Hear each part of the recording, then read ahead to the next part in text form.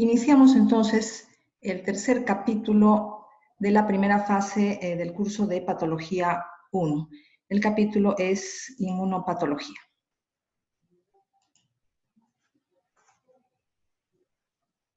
Vamos a empezar hablando de los dos tipos principales de inmunidad, inmunidad innata e inmunidad adaptativa. En realidad esto es un repaso de un curso que ustedes ya han tenido antes, ustedes ya han llevado inmunología. Entonces simplemente vamos a hacer al comienzo de este capítulo un repaso de inmunología básica. La inmunidad innata existe antes de la exposición al antígeno y es inespecífica. Esto significa que es muy rápida, porque para montar una respuesta inmunológica frente a un antígeno específico se necesita tiempo. Usualmente es alrededor de 2 semanas.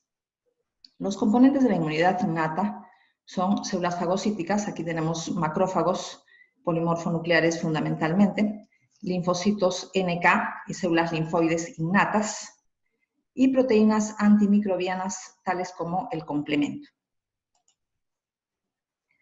La inmunidad innata implica el reconocimiento de microbios y para eso existen receptores particulares. Tenemos receptores de manosa.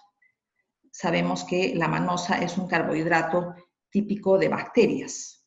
Los mamíferos no tienen manosa. Tenemos también que reconoce los péptidos o proteínas cuyo primer aminoácido es N-formilmetionina, que no sucede en mamíferos. Las proteínas de mamíferos no tienen como primer aminoácido la N-formilmetionina, sino simplemente la metionina, salvo las proteínas de la mitocondria o péptidos mitocondriales, cuyo primer aminoácido sí es N-formilmetionina, solamente las de la mitocondria. Las proteínas del resto de la célula no tienen N-formilmetionina como primer aminoácido. Tenemos también receptores de tipo TOL, receptores de tipo NOD y receptores de tipo RIG.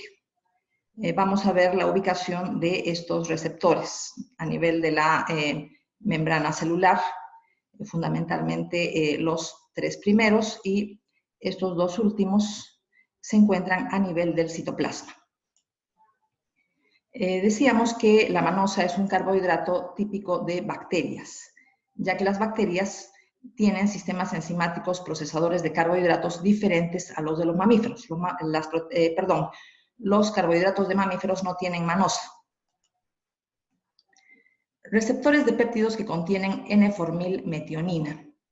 Decíamos que péptidos o proteínas cuyo primer aminoácido es N-formilmetionina son típicamente bacterianos, salvo en el caso de proteínas mitocondriales.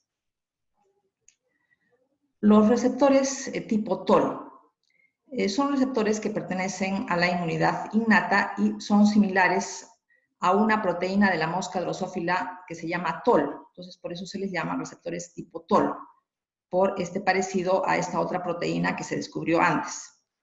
Los receptores tipo TOL son estimulados por diferentes productos de patógenos microbianos, no solamente bacterias, sino aquí intervienen otros patógenos tipo virus, aquí están también las micobacterias, hongos, etc. Moléculas microbianas reconocidas por receptores tipo TOL, tenemos las endotoxinas de gram negativos, peptidoglicanos de gram positivos, lípidos bacterianos, lipoproteínas bacterianas, proteínas de flagelos bacterianos, secuencias CpG no metiladas propias de bacterias. Son repeticiones de este dinucleótido, citosina guanina. P es el enlace fosfodiéster. Entonces, estos dinucleótidos se encuentran en varias repeticiones en DNA de bacterias. Entonces, son reconocidas como pertenecientes a un patógeno. Y tenemos también el RNA de doble cadena que nosotros sabemos que está presente en algunos virus, pero no en mamíferos. Los mamíferos tenemos RNA de cadena simple, tales como RNA mensajero, RNA de transferencia, RNA ribosomal.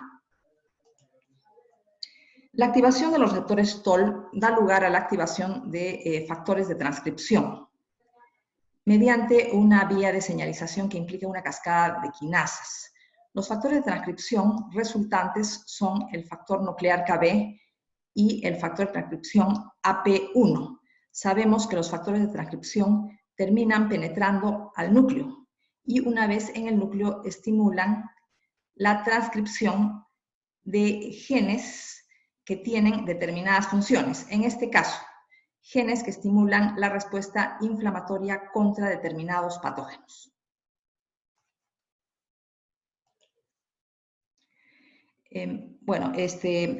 Estas proteínas importantes en la respuesta inflamatoria son mediadores de la inflamación como interleuquina 1, factor de necrosis tumoral, interleuquina 12, moléculas de adhesión. Enzimas que pueden sintetizar moléculas microbicidas como la óxido nítrico sintetasa inducible y el interferón 1, que tiene actividad antiviral. Entonces, estos dos factores de transcripción estimulan la transcripción de genes que codifican todas estas proteínas que estoy mencionando.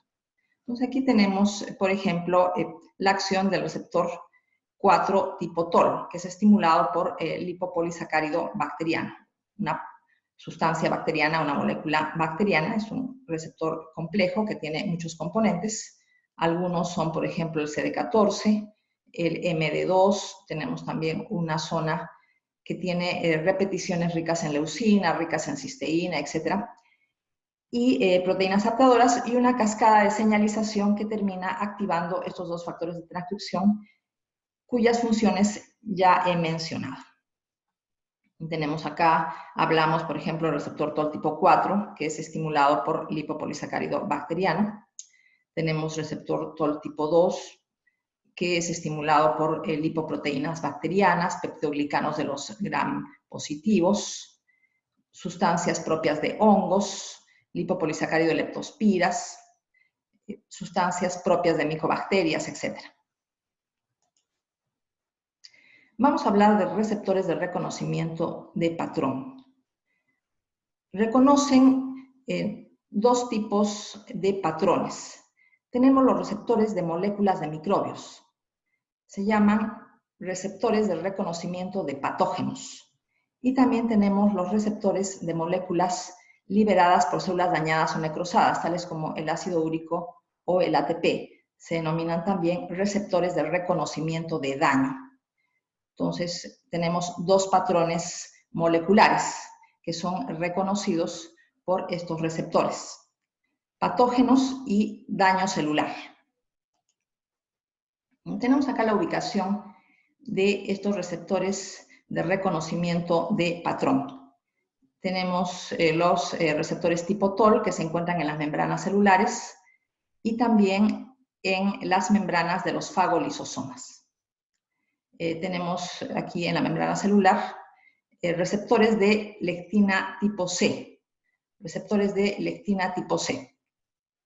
C viene de calcio, porque son receptores que necesitan calcio para activarse. Y estos receptores son lectinas que tienen la capacidad de unirse a polisacáridos microbianos. Entonces, son un receptor de reconocimiento de patógenos. Tenemos a nivel del citosol receptores tipo NOT, que es un receptor que funciona tanto para el reconocimiento de patógenos como para el reconocimiento de daño, de células dañadas. Y los receptores tipo RIG, que son fundamentalmente para el reconocimiento del RNA viral. Son receptores básicamente para el reconocimiento de virus. Mencionábamos a los receptores tipo NOT. NOT, estas siglas significan dominio de oligomerización de unión a nucleótidos. Reconocen tanto patógenos, o sea, productos microbianos, como daño celular, porque reconocen moléculas liberadas por células necrosadas y también reconocen la pérdida del potasio celular. Ustedes recuerdan que la pérdida de potasio celular implica un daño a la ATPasa de sodio y potasio, por lo menos significa isquemia.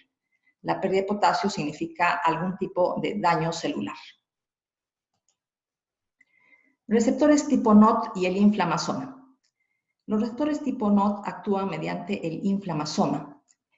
La finalidad del inflamasoma es la producción de interleuquina 1 activa, que es una citoquina muy importante en la respuesta inflamatoria, y ya hemos visto antes el papel de interleuquina 1 en la respuesta inflamatoria junto con el factor de necrosis tumoral.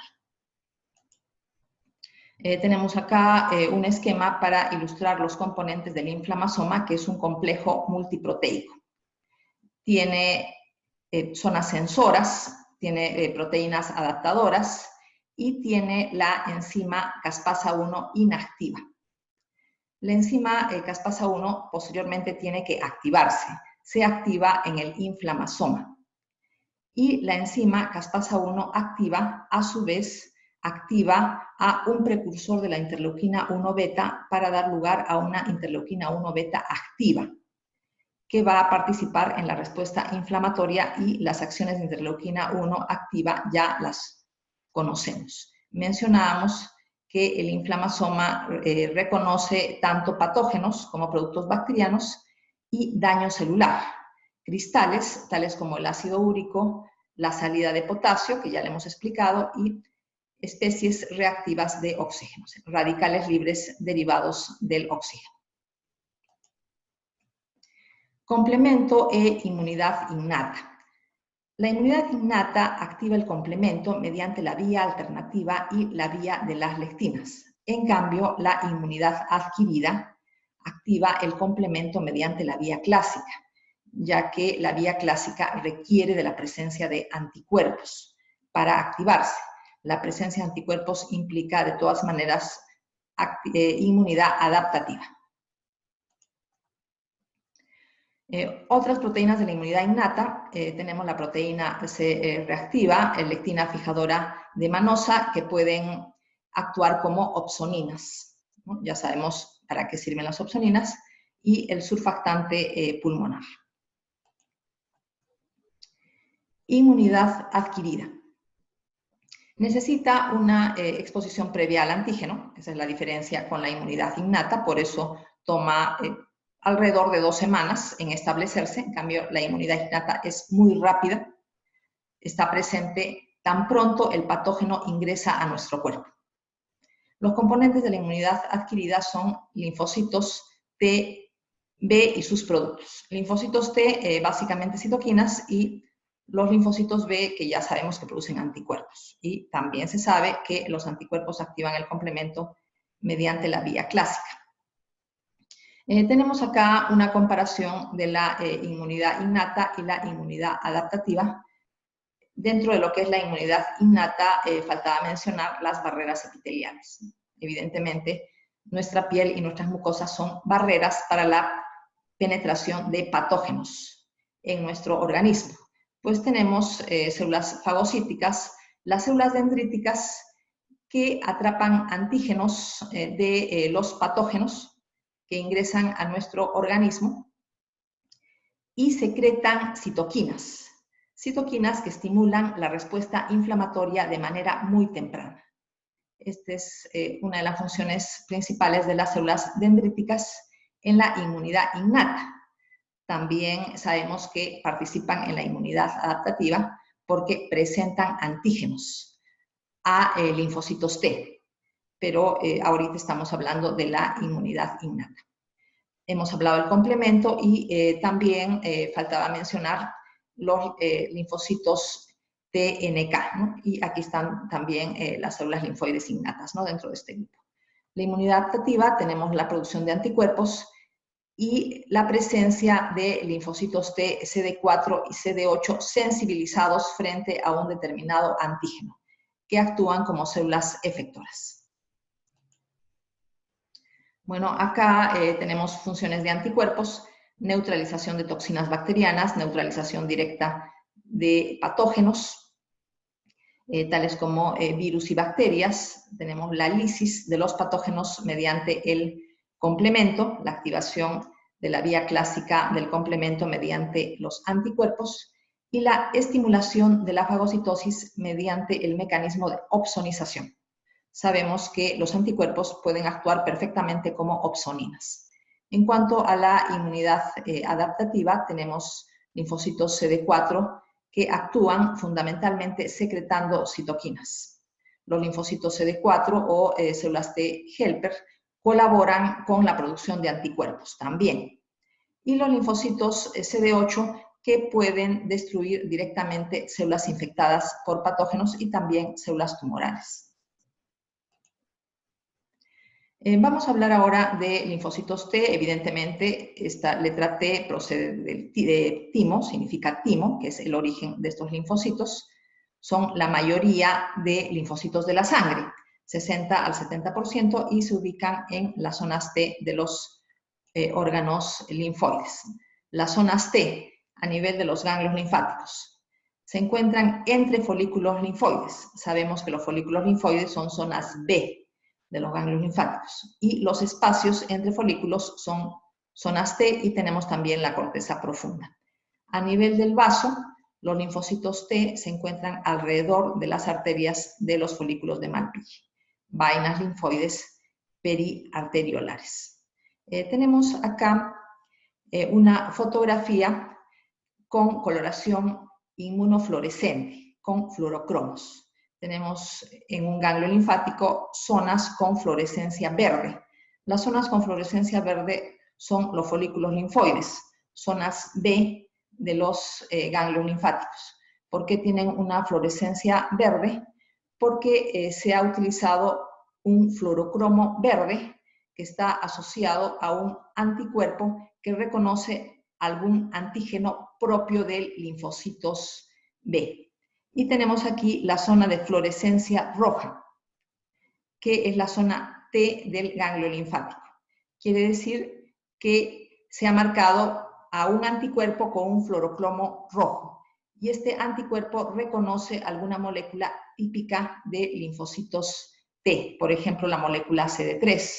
Entonces, las zonas T del ganglio linfático tienen fluorescencia roja y las zonas B del ganglio linfático tienen fluorescencia verde. Entonces, folículos linfoides, zonas B, y entre los folículos, estos espacios, zonas parafoliculares, son zonas T del ganglio linfático. En el folículo linfoide tenemos el centro germinativo, también tenemos la zona del manto, que está rodeando el centro germinativo. Aquí tenemos un esquema ilustrativo de la separación de linfocitos T y B en el ganglio linfático. Este esquema nos sirve para recordar que las células dendríticas llegan a los ganglios por vía de los linfáticos aferentes, y los linfocitos T y B que no han tomado todavía contacto con el antígeno, estos linfocitos se les llama naive. Por ejemplo, linfocito B naive significa linfocito B inocente, es una palabra inglesa, significa linfocito B inocente. O sea, no ha tomado contacto con ningún antígeno. Es como decir linfocito B virgen. Linfocito T virgen o naive significa que no ha tomado contacto con ningún antígeno. Pero pueden tomar contacto con antígenos estas células vírgenes a nivel del ganglio linfático. Llegan por vía sanguínea. Continuando con linfocitos T, reconocen fragmentos de antígenos unidos a moléculas del complejo mayor de histocompatibilidad de la clase 1 y de la clase 2. Ya ustedes han visto en inmunología lo que significa esto, pero de todas maneras, como estamos haciendo un repaso de inmunología básica, lo vamos a ver en las siguientes diapositivas. Los linfocitos T son incapaces de un reconocimiento directo de antígenos y no pueden reconocer antígenos completos. Solo pueden reconocer fragmentos de antígenos, o sea, antígenos procesados que ya han sido fragmentados. Esta es una diferencia básica en relación a linfocitos B. Vamos a ver que el linfocito B sí puede reconocer los antígenos de manera directa, sin que nadie le presente nada. En cambio, los linfocitos T requieren que el fragmento antigénico les sea presentado. ¿Cómo les tiene que ser presentado? El fragmento tiene que estar unido a moléculas del complejo mayor de histocompatibilidad de la clase 1 o de la clase 2, dependiendo del tipo de linfocito T.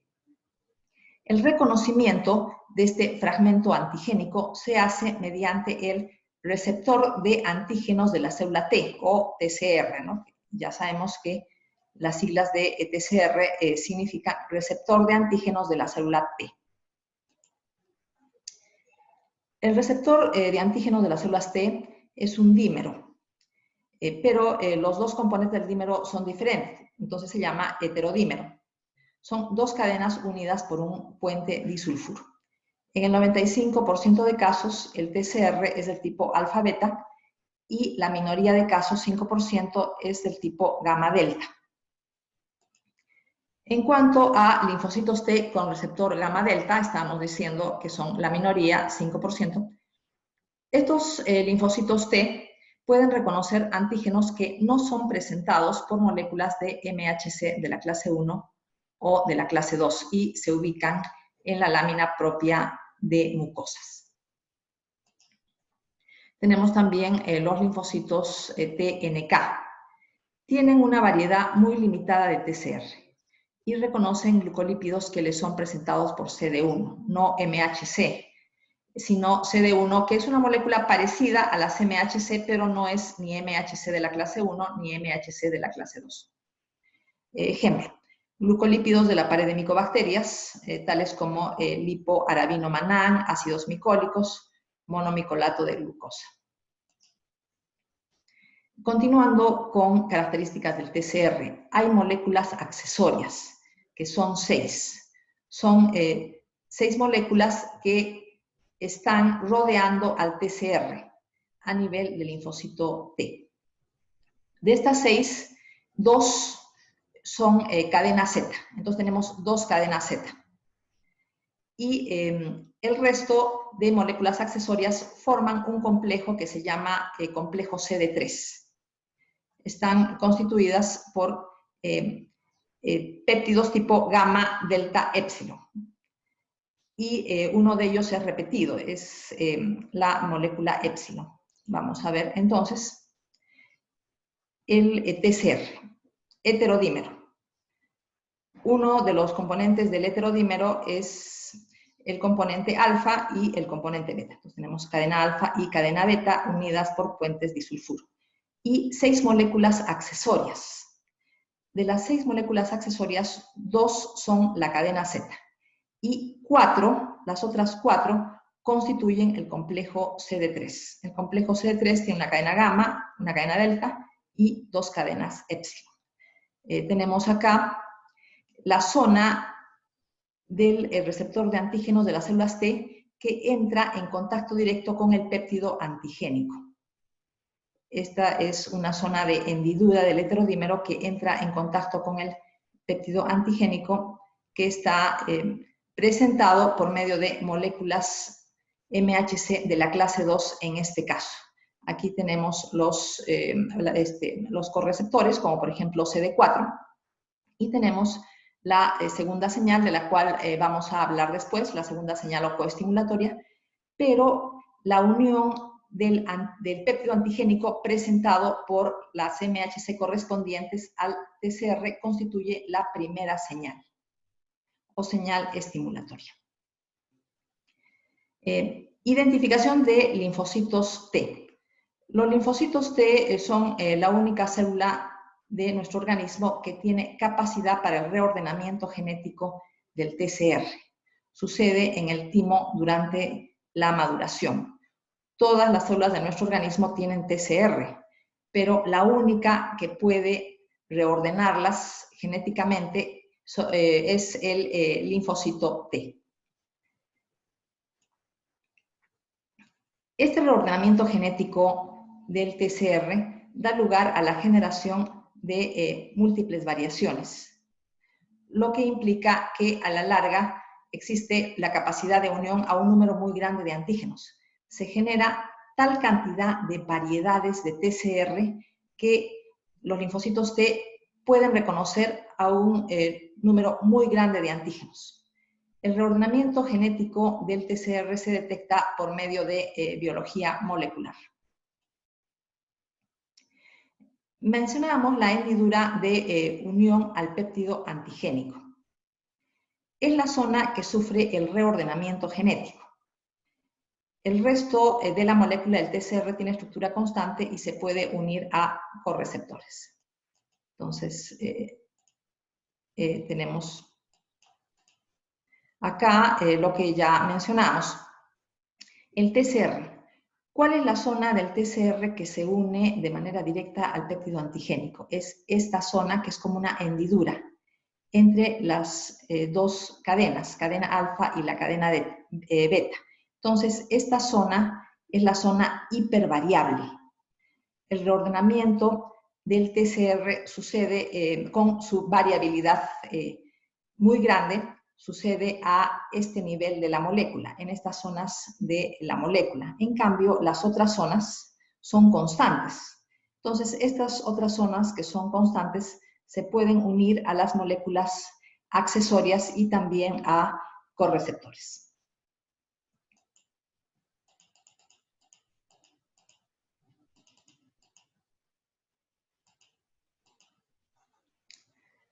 El reordenamiento del receptor de antígenos de las células T sirve para hacer un diagnóstico de linfoma versus proliferación benigna de linfocitos T. Si un grupo de linfocitos T proliferantes tienen el mismo TCR, estamos hablando entonces de una proliferación monoclonal de linfocitos T. Entonces es un tumor, es un linfoma. Sin embargo, si el grupo de linfocitos de un tejido tiene diferentes TCR entre ellos, entonces se trata de una proliferación policlonal. Entonces es una proliferación benigna, que puede ser una inflamación de cualquier tipo. Las células T con TCR tipo alfa-beta, que estábamos diciendo que se trataba del 95% de los linfocitos T, tienen a su vez dos subgrupos. Subgrupo CD4 y subgrupo CD8, linfocitos T helper y linfocitos T citotóxicos. Los helper también se les llama colaboradores. Los linfocitos T CD4 o helper solo pueden reconocer péptidos de origen extracelular, o sea, son proteínas extrañas fagocitadas, que están presentados por moléculas del MHC de la clase 2, y hago hincapié de que es de la clase 2, no de la clase 1. Y los péptidos tienen que ser de origen extracelular, no pueden ser péptidos sintetizados por la misma célula. Los linfocitos TCD8 o citotóxicos solo pueden reconocer péptidos de origen intracelular, sintetizados en el interior de la célula, por ejemplo, proteínas virales o proteínas tumorales, presentados por MHC de la clase 1. Vemos entonces las diferencias. El linfocito T CD8 o citotóxico no puede reconocer péptidos fagocitados. Quien reconoce péptidos fagocitados es el CD4. Y quien presenta péptidos antigénicos al CD8 es solamente MHC de la clase 1, no MHC de la clase 2. MHC de la clase 2 presenta péptidos antigénicos al linfocito T CD4. Las moléculas CD4 y CD8 funcionan como correceptores. Se unen a las zonas no variables del TCR. Estábamos viendo que la hendidura del TCR es la zona hipervariable, la zona que sufre las modificaciones fundamentales durante el reordenamiento genético. Estábamos viendo que se une al péptido presentado por MHC de la clase 1 o de la clase 2. Vamos a ver ahora la estimulación y la coestimulación. Las interacciones anteriores son la primera señal, o sea, el reconocimiento del péptido antigénico o presentado por las MHC de la clase 1 o de la clase 2 correspondientes. Esa es la primera señal o señal estimulatoria. Vamos a ver aquí entonces la primera señal. La primera señal o señal estimulatoria está dada por la presentación del péptido antigénico al TCR mediante las MHC de la clase 2, en este caso porque estábamos hablando del CD4 como correceptor, CD4 o, o molécula correceptora del linfocito T helper. Entonces, esta es la primera señal, señal 1 o señal estimulatoria. La segunda señal es la señal coestimulatoria. La segunda señal es muy necesaria. Consiste en la interacción de la proteína CD28 de la membrana del linfocito con las moléculas B71 y B72, que también se denominan CD80. O sea, B71 se denomina también CD80, son como sinónimos, y B72 se denomina CD86. Y B71 y B72 están en la membrana de células que se especializan en la presentación de antígenos, como los fagocitos mononucleares, células dendríticas y los linfocitos B activados. O sea, los linfocitos B pueden actuar como células presentadoras de antígenos. Entonces, vamos a ver el esquema de la segunda señal. Entonces, la segunda señal es la señal coestimulatoria. Está dada por la interacción entre la molécula CD28. La molécula CD28 pertenece al linfocito T e interacciona con moléculas que pertenecen a la presentadora de antígenos.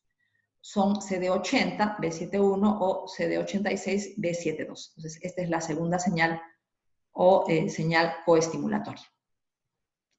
La mayoría de células del organismo no tienen moléculas coestimulatorias. Sin coestimulación, la activación del linfocito es incompleta. Se convierte en anérgico o sufre apoptosis.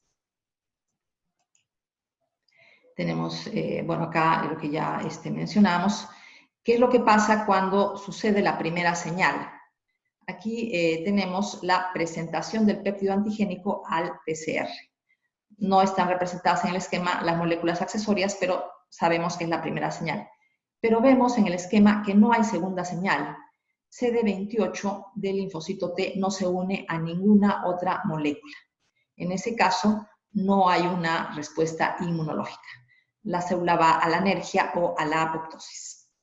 En cambio, si se produce la primera señal, presentación del péptido antigénico, y la segunda señal, CD28, en relación con B71 o B72, sí hay una respuesta inmunológica. Función principal del linfocito CD4, secreción de citoquinas. Regulan la función del resto de células inmunológicas. Los linfocitos CD4 se consideran como los directores de orquesta de la respuesta inmunológica, porque controlan al resto de células inmunológicas. Controlan, por ejemplo, la secreción de anticuerpos. Quiere decir que los CD4 cooperan con los linfocitos B para la producción de anticuerpos. Y también cooperan con los otros brazos de la respuesta inmunológica. Los linfocitos CD4 tienen 3 subgrupos. Tenemos el primer subgrupo, TH1. ¿Qué significa TH? T significa linfocitos T y H significa helper. Quiere decir que TH1 es un subgrupo de los linfocitos helper. La función es la secreción de interleuquina 2 e interferón gamma. Favorecen las reacciones de hipersensibilidad retardada, que son reacciones de hipersensibilidad de tipo 4, que vamos a ver también, o vamos a repasar las reacciones de hipersensibilidad en las siguientes diapositivas en este capítulo. Se encargan de la activación de macrófagos, por lo tanto, cooperan con la formación de granulomas. Hablamos de granulomas cuando mencionábamos inflamación crónica de tipo granulomatoso, como por ejemplo la que sucede en la tuberculosis. Estimulan la síntesis de anticuerpos opsonizantes y fijadores de complemento. Mencionábamos que los linfocitos CD4, como directores de orquesta de la respuesta inmunológica, cooperan con linfocitos B para la síntesis de anticuerpos. Linfocitos CD4 tipo TH2. Su función es la secreción de interleuquina 4, interleuquina 5 e interleuquina 13. Favorecen la síntesis de inmunoglobulina E, por lo tanto intervienen en reacciones alérgicas. Las reacciones alérgicas pertenecen al grupo de reacciones de hipersensibilidad tipo 1 y también durante este tipo de activación se produce la proliferación de eosinófilos, que ya sabemos que son células inflamatorias cuyo número aumenta en la sangre durante procesos alérgicos y en infecciones parasitarias. Tercer subgrupo, linfocitos CD4 tipo TH17. La función es la secreción de interleuquina 17, interleuquina 22 y quimiosinas. La atracción de neutrófilos y monocitos es la consecuencia de su acción. Entonces, se encargan de que en determinados tejidos acudan gran cantidad de este tipo de células inflamatorias.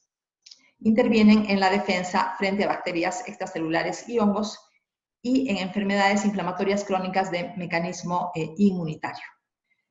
Esta atracción de neutrófilos y monocitos se debe a la producción de quimiosinas, que es una consecuencia de la actividad de este subgrupo de linfocitos, ¿no? TH17.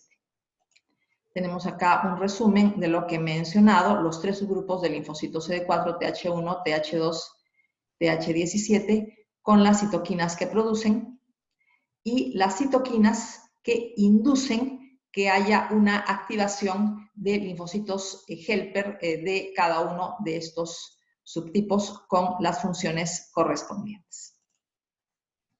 Linfocitos CD8 son células citotóxicas, secretan escasa cantidad de citoquinas, ya sabemos que ejercen una citotoxicidad directa.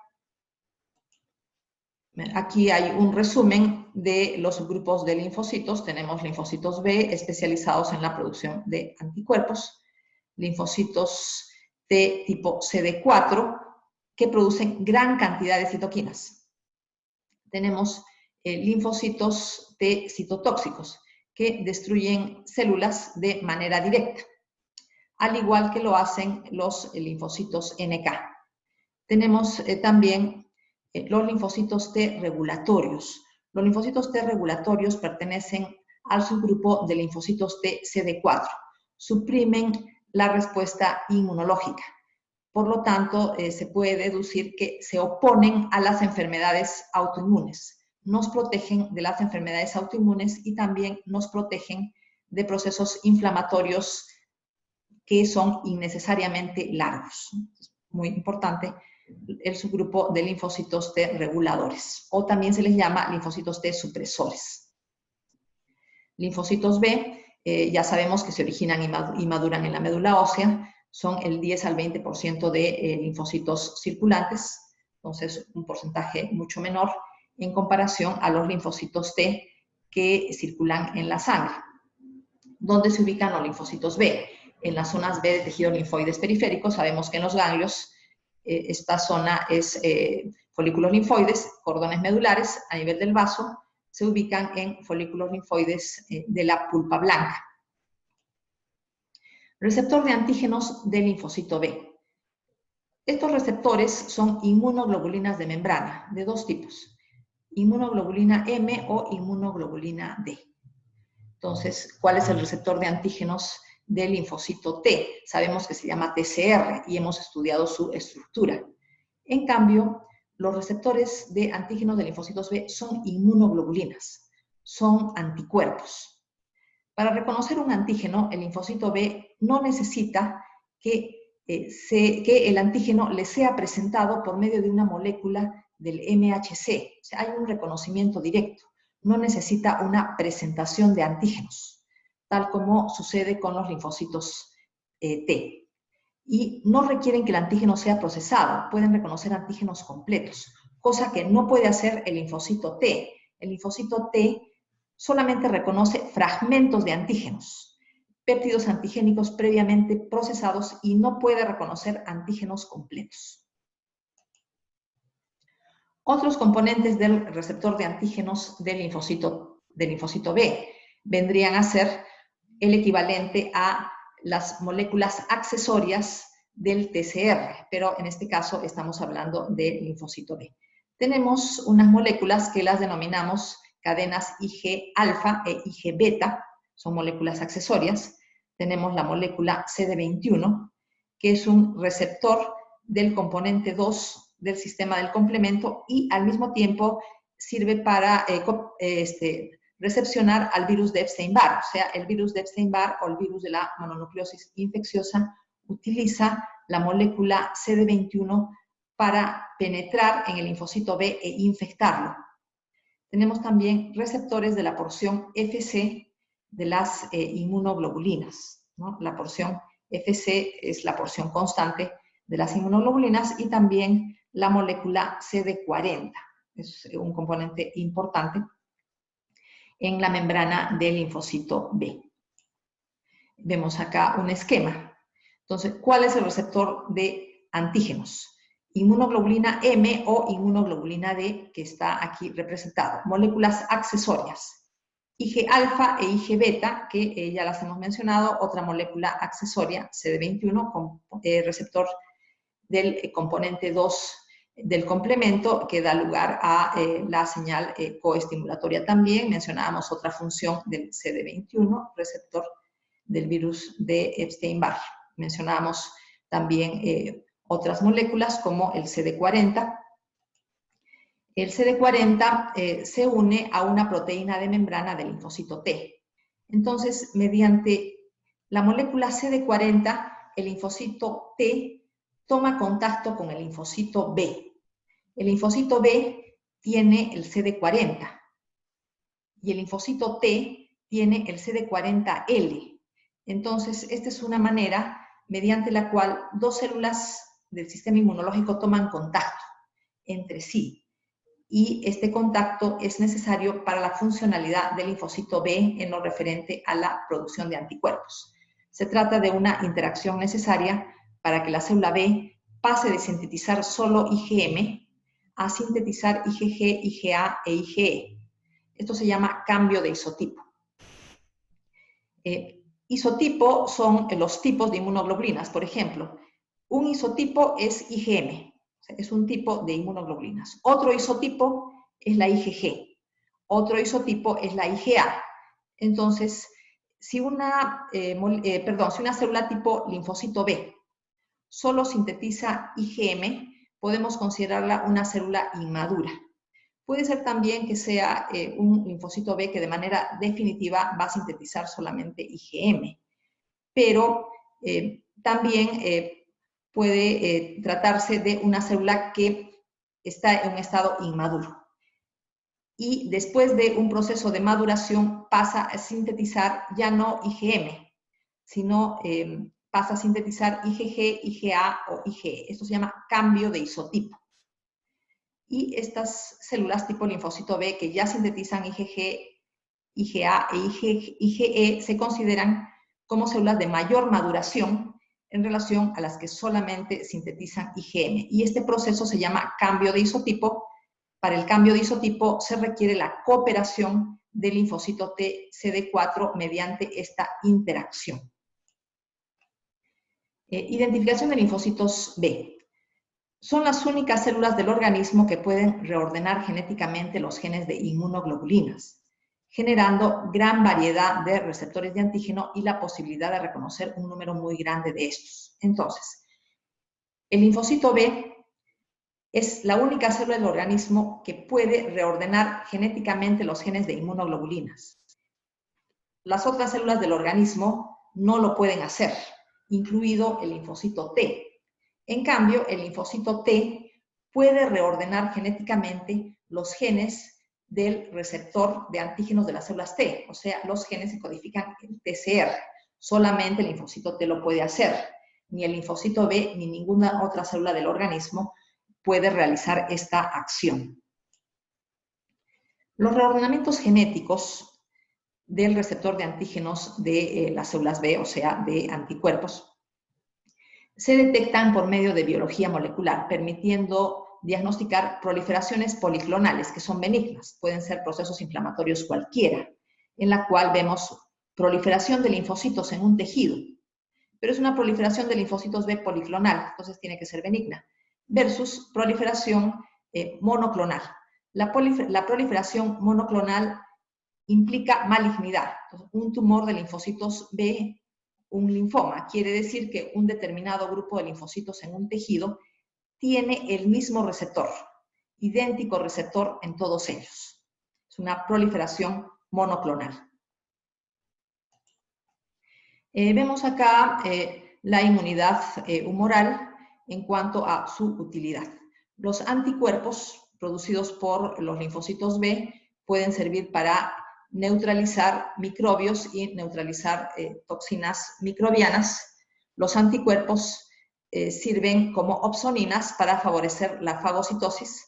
También pueden funcionar para dar lugar a la citotoxicidad dependiente de anticuerpos. Significa que existen células que destruyen de manera particular las células cubiertas de anticuerpos. Estos son las células NK, son también los macrófagos, también son los polimorfonucleares y los eosinófilos. Tenemos que los anticuerpos activan el complemento por la vía clásica, que es otro mecanismo de destrucción de microbios, y la activación del complemento también da lugar a la producción de opsoninas. Por ejemplo, tenemos el C3b, que puede funcionar como opsonina y también potencia la respuesta inflamatoria. Tenemos que el C3a y el C5a funcionan como anafilotoxinas en la degranulación de mastocitos. Esto ya lo hemos estudiado antes en el capítulo de inflamación, y el C5a puede funcionar como agente quimiotáctico. Los macrófagos, que son otras células de la respuesta inmunitaria, pueden fagocitar antígenos, procesarlos y presentarlos al linfocito CD4 unidos al MHC de la clase 2. Son presentadores de antígenos profesionales. Mencionábamos las células que se especializan en la presentación de antígenos. Teníamos las células dendríticas, teníamos los macrófagos, teníamos linfocitos B, y las presentadoras de antígenos profesionales se caracterizan por poseer gran cantidad de moléculas coestimuladoras para la señal 2, de la cual ya hemos hablado. Los macrófagos, cuando son estimulados por interferón gamma, forman granulomas, que es una reacción de hipersensibilidad retardada o reacción de hipersensibilidad tipo 4. La formación de granulomas implica una respuesta tipo TH1, ya la hemos explicado. Las células dendríticas son presentadoras de antígenos profesionales. Ya sabemos la característica de este tipo de células. Se llaman dendríticas porque tienen un aspecto estrellado, gran cantidad de prolongaciones citoplasmáticas. Tipos: células de Langerhans, células dendríticas foliculares, células dendríticas interdigitantes. Las células de Langerhans se ubican en la epidermis. Al estar en la epidermis, captan antígenos que penetran por la piel desde el exterior y los transportan a los ganglios linfáticos mediante los vasos linfáticos. Las células dendríticas se llaman así por la gran cantidad de prolongaciones que tienen. Y en estas prolongaciones atrapan antígenos para después presentarlos a los linfocitos T. Hablamos de la célula de Langerhans, que en un estado inmaduro se ubica en la epidermis. Capta antígenos que penetran por la piel. Después de haber captado antígenos, la célula de Langerhans de la epidermis se activa y adquiere movilidad. Pasa a la dermis. Una vez en la dermis, penetra en los vasos linfáticos, llegando hasta los ganglios linfáticos por medio de los linfáticos aferentes. Como es una presentadora de antígeno profesional, entonces presenta antígenos procesados a linfocito T virgen. Tenemos acá un resumen de la inmunidad celular. Nosotros tenemos la presentación de antígenos a nivel del ganglio linfático, dando lugar a la producción de células CD4, células TCD4 o células TCD8 que ya han estado en contacto con antígenos, porque los antígenos ya les han sido presentados, ya no serían células naide o células vírgenes o células inocentes, porque ya tomaron contacto con antígeno. ¿De qué manera? Mediante la presentación de antígenos por las células dendríticas. Estas células que ya reconocen antígenos, ya han sido estimuladas, se convierten en células CD4 efectoras y células CD8 también efectoras pasan a la sangre. Definitivamente no todas van a ser consumidas en la respuesta inmunológica, quedan algunas células de memoria de todas maneras posteriormente, ¿no? Siempre hay un grupo de células de memoria que permanecen, aunque la respuesta inmunológica ya haya terminado hace mucho tiempo. Estos linfocitos CD4 o CD8 sensibilizados ya por la presentación de antígenos pasan a la sangre y luego salen a nivel de los tejidos donde se les necesite. Por ejemplo, tejidos que hayan sufrido la invasión de un patógeno determinado. Entonces, en esos tejidos, los linfocitos ya sensibilizados salen del torrente sanguíneo y pasan a los tejidos para combatir a esos patógenos. Ubicación de las células dendríticas interdigitantes, intersticio de la mayoría de órganos y zonas de ganglios linfáticos y vaso. Ubicación de células dendríticas foliculares en folículos linfoides de ganglio linfático y vaso, ¿no? Entonces, células dendríticas interdigitantes toman contacto fundamentalmente con linfocitos T y dendríticas foliculares toman contacto fundamentalmente con linfocitos B, se encuentran a dicho nivel. Vamos a terminar con esto el primer video de el tercer capítulo de la primera fase de este curso.